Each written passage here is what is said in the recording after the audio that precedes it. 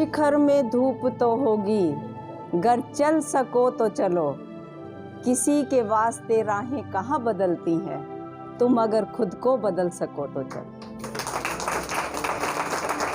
आज की सभा के माननीय नीलम जी, पार्षद, सोशल वर्कर, एडवोकेट्स और मे बी गृहिणी शायद कोई आई हो, सभी को मैं नमन करती हूँ, प्रणाम करती हूँ, आदाब करती हूँ कि एक बहुत ही खूबसूरत पल है कि एक हमारे समाज के बीच की इतनी महिलाएं आज एकत्रित हुई हैं।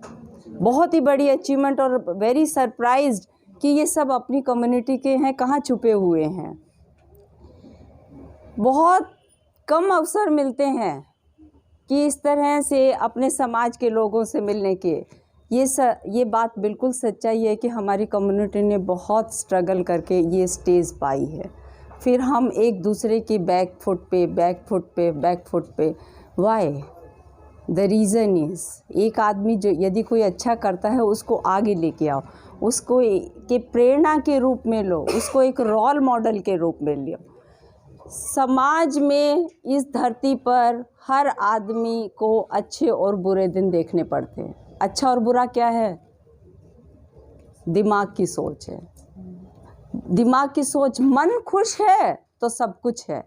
वो कहते हैं ना कि वो आदमी महसूस नहीं करता है, दुख में भी हंसता है, नहीं, वो दुख शो नहीं करता। दुख और सुख की डेफिनेशन क्या है? केवल हमारे मन की सोच है। अगर दुख को मान के चलेंगे तो कभी भी ज़िंदगी में ऊपर नहीं उठेंगे।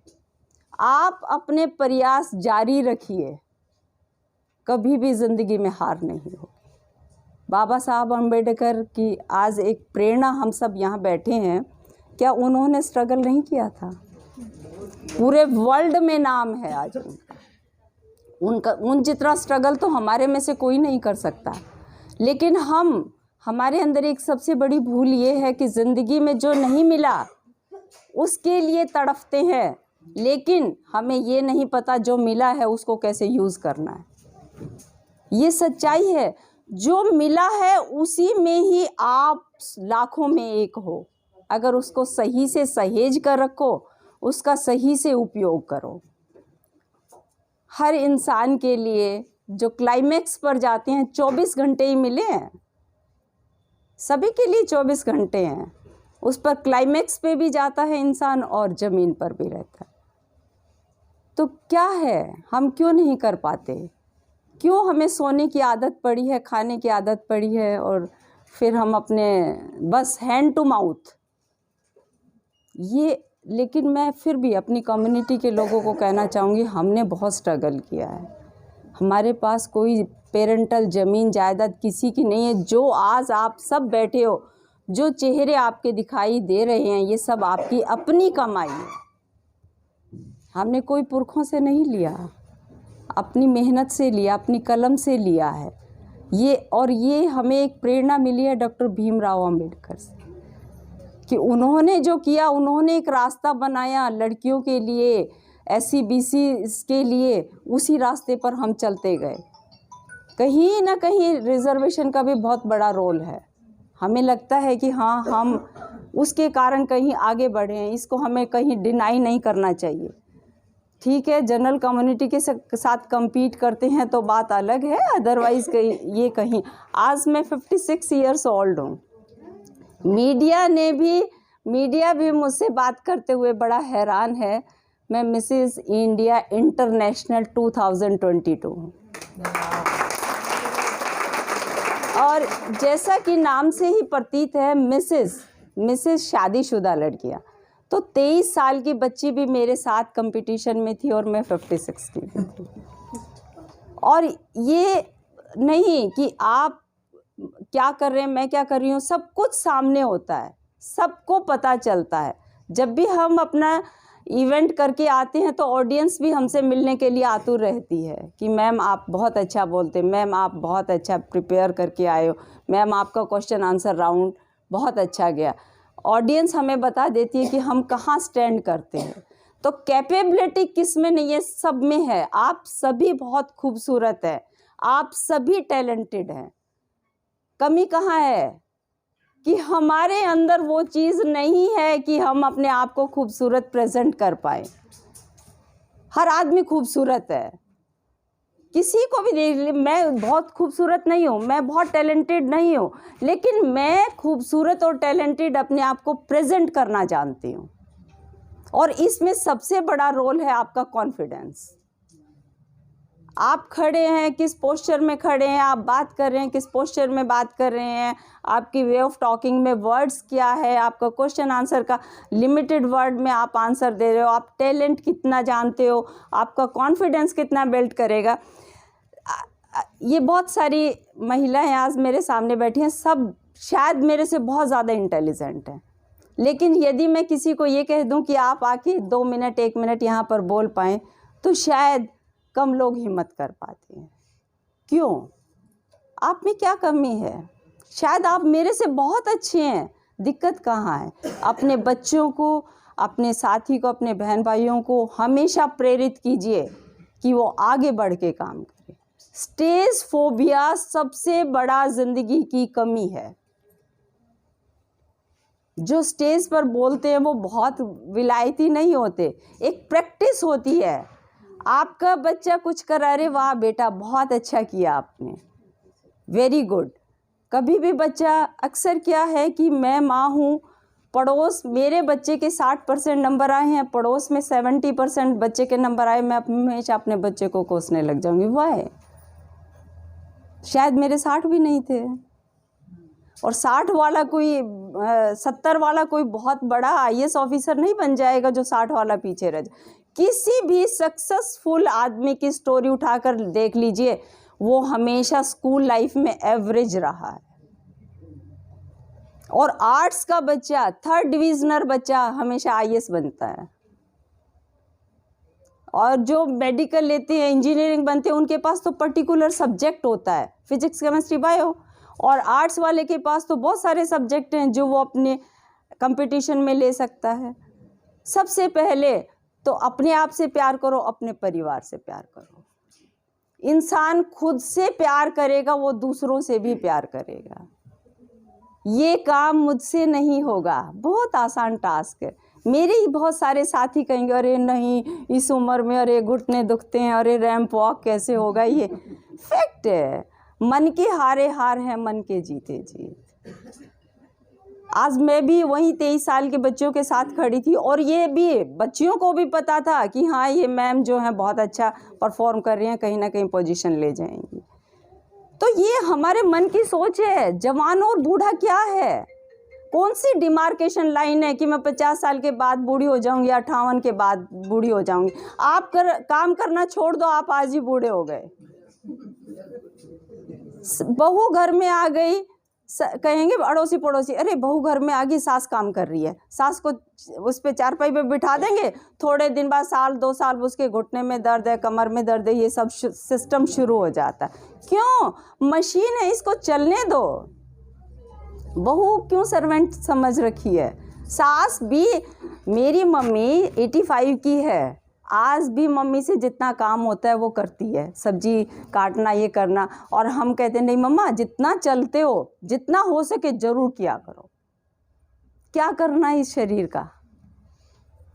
मैं जब भी, ये मेरा 3rd चांस था, मैं आपको बताऊं 2021 में मैं VPR मिसेज इंडिया फाइनलिस्ट रही, फरवरी 21 में। सितंबर 21 में नोएडा फिल्म सिटी में मैं Mrs India 2nd runner up रही, और अब मिसेज इंडिया इंटरनेशनल अवार्ड लेके आई। तो आप ये देखिए, पहली बार जब मैं गई तो मुझे लगा अरे मैं फाइनलिस्ट बन गई, बड़ा लोगों ने नाम, एजुकेशन डिपार्टमेंट में मैं पहला बंदा मॉडलिंग में गया, तो मुझे लगा मैंने बहुत कुछ किया। फिर मुझे लगा, औरों को लगा बस ठीक है स्टॉप हो गया, पर मन में कहीं ना कहीं था कि मैं जा सकती हूँ। हार नहीं, सीख और जीत।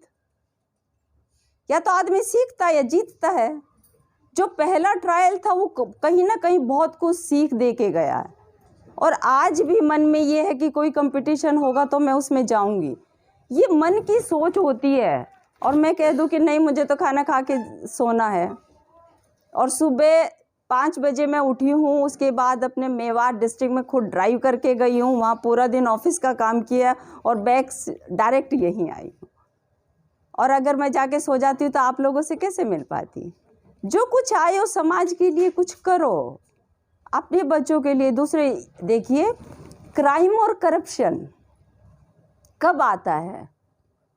क्राइम और करप्शन में आप देखिए सारे यूथ हैं। क्यों है? जब मैं इतनी बिजी हूँ, मेरे पास समय नहीं है, तो वो क्राइम और करप्शन क्यों करते हैं? क्यों? क्योंकि उनको एक जो एनर्जी है वो चैनलाइज नहीं की गई। आपने अपने बच्चे को बीए करवा दिया, इंजीनियरिंग करवा दिया, एमबीबीएस करवा दिया, सर्विस नहीं मिली है, तो आपने उसको उसके हाल पर छोड़ दिया कि बेटा हमें नहीं पता, हमने इतना पैसा लगा दिया, अब हम क्या करें, अब तू जाने तेरा काम जाने। नहीं, इसमें बच्चे की भी कोई गलती नहीं है। उसको सेट होने का वक्त दो। आज मेरी मेहनत काम आती है, मेरा भाग्य भी काम आता है, डेस्टिनी भी मेरी काम आती है। तो कई बार हमारी डेस्टिनी साथ नहीं देती, तो बच्चे को कभी भी अकेला मत छोड़ो, सपोर्ट करो। ये ठीक है कि किसी को सपोर्ट मिलता, किसी को नहीं मिलता। बहुत सारे यंगस्टर को मेल मेंबर भी मेरे भाई साथ बैठे हैं कि कितने बच्चे हैंग हो जाते हैं क्लास में फेल होने से। क्या है ये? कोई कुंभ का मेला है? अगले साल बच्चे क्यों? कहीं ना कहीं ये पेरेंट्स का रोल है, कहीं ना कहीं बच्चे के बैड हैबिट में पेरेंट्स का रोल है, समाज का रोल है। आप कितने इस बात को मानते हो? मैं मानती हूँ इस बात को। मेरा बच्चा फेल हो गया, अरे उसको सबसे ज़्यादा टॉर्चर कौन करेगा? पेरेंट्स करेंगे। समाज कौन होता है उसको कहने वाला? समाज का क्यों बच्चा मानेगा? अपने माँ बाप का मानता है हमेशा। अगर माँ बाप उसको पुचकार के कह दें कि बेटा कोई बात नहीं, अगली बार मेहनत करना, इसका इफेक्ट देखो और उस दूसरी चीज़ का इफेक्ट देखो। मेरे फादर सन 56 के MA LLB दिल्ली यूनिवर्सिटी के थे, Punjab and Haryana high court के लॉयर थे, ML रंगा। हम 6 बहन भाई हैं, ऑल आर गस्टेड ऑफिसर।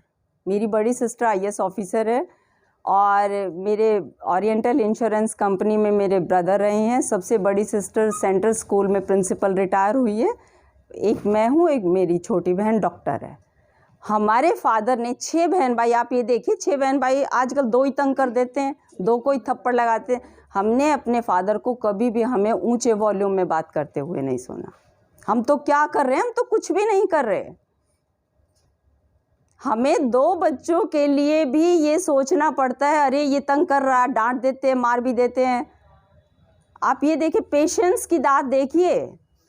क्या हम छोटे थे, हमने गलती नहीं की थी? क्या हम छोटे थे, हम सब्जेक्ट में फेल नहीं हुए थे? और कभी भी हमारे पेरेंट्स ने ये नहीं कहा, और हमारे भी कम नंबर आए हैं। मेरे फादर ने कभी नहीं कहा कि बेटा कम नंबर, सिर पुचकार के कह देते थे बेटा अगली बार और मेहनत करना। और वही एक रीज़न है जो आज हम एक फुलवारी, एक बगिया खिले हैं। तो ये इन चीज़ों को हमें अपने जहन में ज़रूर रखना है। नई जनरेशन क्या है? बच्चे क्या हैं? फूल है, कली है। जैसे ही इनको पानी डालोगे, जैसा इनको खाद पानी दोगे, वैसे ही खिलते जाएंगे। और इनको यदि दबाने की कोशिश करोगी तो ये दबते जाएंगे। और समाज किससे बनता है? इन्हीं बच्चों से बनता है। आप और हम तो बन लिए जो बनने थे। समाज का दायित्व अब हमारे बच्चों के कंधों पे है। बीइंग ए ऑफिसर कुछ बातें नहीं कहनी चाहिए। आज सबसे ज़्यादा जो कम्युनिटी में SCs BCs कम्युनिटी में सबसे ज़्यादा SCs से क्यों भेदभाव किया जाता है? क्यों परेशानी आती है? क्यों उनसे जेलसी होती है? कभी सोचा है? क्योंकि ये अपना प्रोफेशन छोड़ के बहुत राइज कर गए हैं। वो क्या हमारे साथ बैठेंगे? हम उनके साथ नहीं बैठेंगे।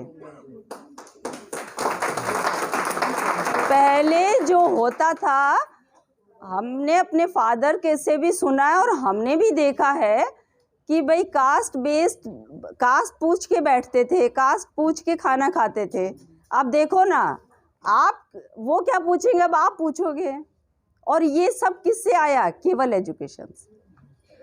आज मैं ठीक है, मैं मिसेस इंडिया इंटरनेशनल का खिताब जीत चुकी हूँ, लेकिन मैं कभी भी आप लोगों को ये सजेस्ट नहीं करूँगी कि इसको अपना प्रोफेशन बनाएं। बच्चा खेल में जाए, डांस में जाए, मॉडलिंग में जाए, लेकिन एजुकेशन ज़रूर दो।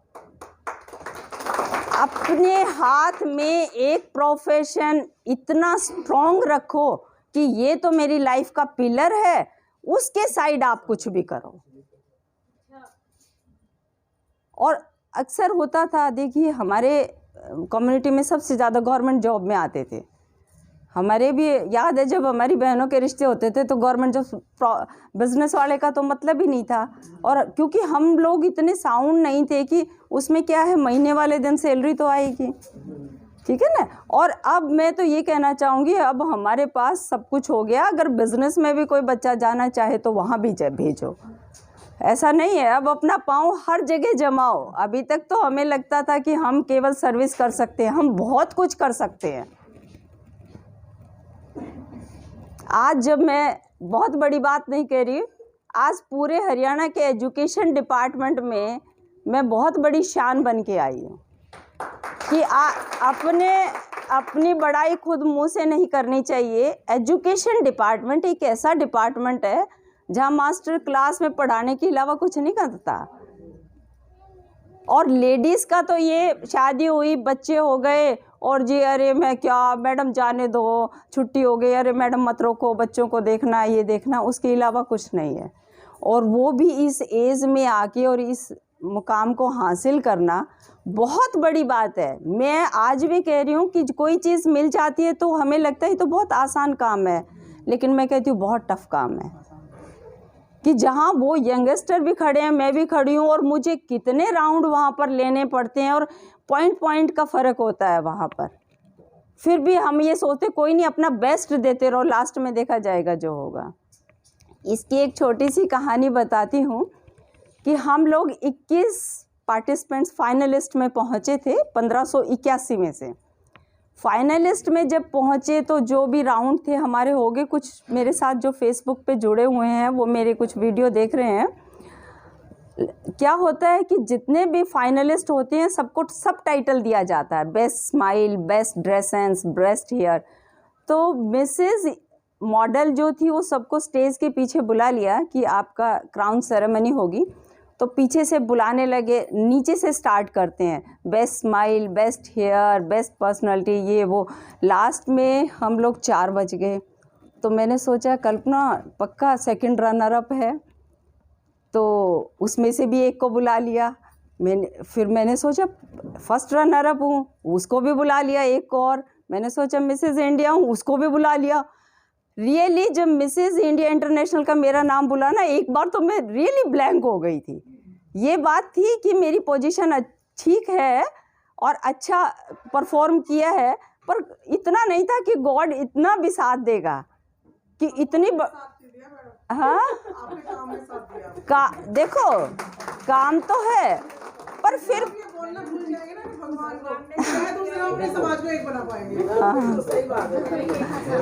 देखो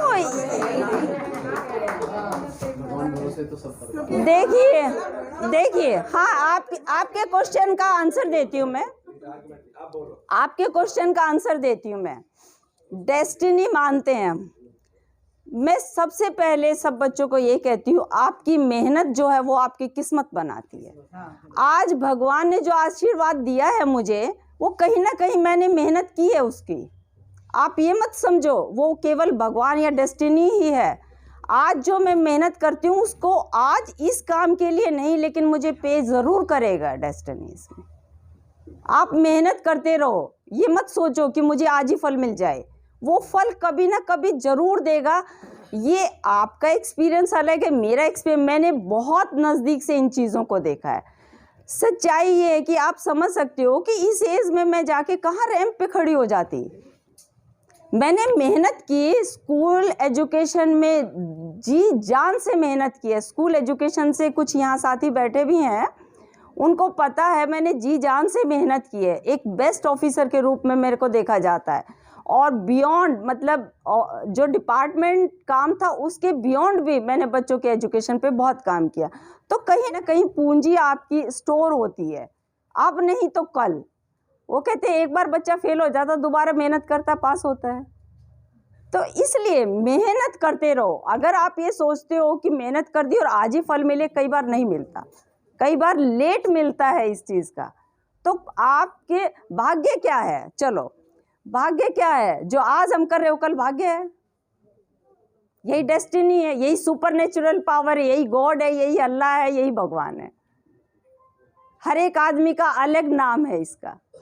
मैं कहती हूँ डेस्टिनी है, कोई कहता भगवान है, कोई कहता अल्लाह है, लेकिन आपकी मेहनत कभी खराब नहीं जाती। जो मेहनत है वो ज़रूर आपकी रंग लाती है। पर लेकिन ये है कि आपको हार नहीं माननी है कभी भी, कि ये सोचे कि ये काम हमारे बस का नहीं है। आप कोई ऐसा काम नहीं है जो आप नहीं कर सकते। सिर्फ ये है कि आपको उसको शिद्दत से करना, दिल से करना, पूरे जुनून से करना है, तब आपको उसमें सफलता मिलेगी। तो मैं आज सभी जितने भी गैदरिंग बैठी है, बहुत अच्छा लगा पहली बार कि मैं नौनी जी से यही पूछ रही थी, ये सारे अपने ही समाज के हैं, कहीं कोई मैं अपने समाज की बात करूं। तो बड़ा अच्छा लगा, किसी कोई पार्षद बता रहे, कोई वकील बता रहे हैं, तो लगा कि अरे हमारी तो स्ट्रेंथ बढ़ती जा रही है। और सच्चाई ये है कि मैं भी अपने डिपार्टमेंट में देखती हूँ और धीरे धीरे जैसे पता लगता है किसी का अपने लोगों में काम करने का जज्बा ज़बरदस्त है। आप जनरल आदमी को देख लो और अपने लोगों को देख लो, कोई मानता है या नहीं मानता, मानता है या नहीं मानता, ये उसका किस पे डिपेंड करता है, ये आप भी जानते हो। बहुत शिद्दत से काम करते क्योंकि हमारे खून में है। हमने जो चीज़ ली है वो मेहनत से ली है, हमारी पेरेंटल कुछ नहीं है, अपनी मेहनत की है। अपना स्टेटस, अपनी डिग्निटी, अपनी पोस्ट, अपना फेम खुद ही बनाया है। इसलिए मेरी आप लोगों से एक गुजारिश है कि आप सब अपने बच्चों को पूरा सपोर्ट कीजिए, पूरे प्यार से, 100% प्यार से सपोर्ट कीजिए। वो कहते हैं ना, प्यार की परिभाषा ही सब लोग जानते हैं। ये अक्सर पहले स्कूल एजुकेशन से थोड़ा थोड़ा बीच में मैं जोड़ देती हूँ, क्योंकि मैं स्कूल एजुकेशन से जुड़ी हुई हूँ। जो स्कूल में स्टार्टिंग में था कि बच्चे को मार पीट देते थे, ये बिल्कुल गलत था। फोबिया, डर किस बात का? बच्चा जहाँ रह रहा है उसी से ही डर है। बहुत सारी बच्चा झूठ कब बोलता है? जब आप उसमें डर पैदा करते हो। आप गलती को एक्सेप्ट करना सीखो ना। हमने भी गलतियाँ की है, बच्चा भी गलती करेगा। बच्चे को झूठ बोलना कौन सिखाता? हम खुद ही सिखाते हैं। उसके दोस्त बनो, उसकी माँ बनो। माँ एक बहुत बड़ा वर्ड है जो अपने बच्चे की सब गलत ठीक सब डेफिनेशन, सब बातें सहन करती है। और कभी उसकी जगह भी बैठ के देखो। एक छोटा सा एग्जांपल देती हूँ कि किचन में चाय बना रहे हैं, हमसे कप टूट जाता है तो चुपचाप लपेट के डस्टबिन में फेंक दिया। बेटी से टूट गया, अरे क्या कर दिया, इसका तो काम ही है, ध्यान से काम नहीं करती। हम 10 सेंटेंस जरूर सुनाते हैं ना। क्यों? हम भी तो वही कर रहे हैं। और क्या इतनी बड़ी गलती हो गई जो पहाड़ टूट गया?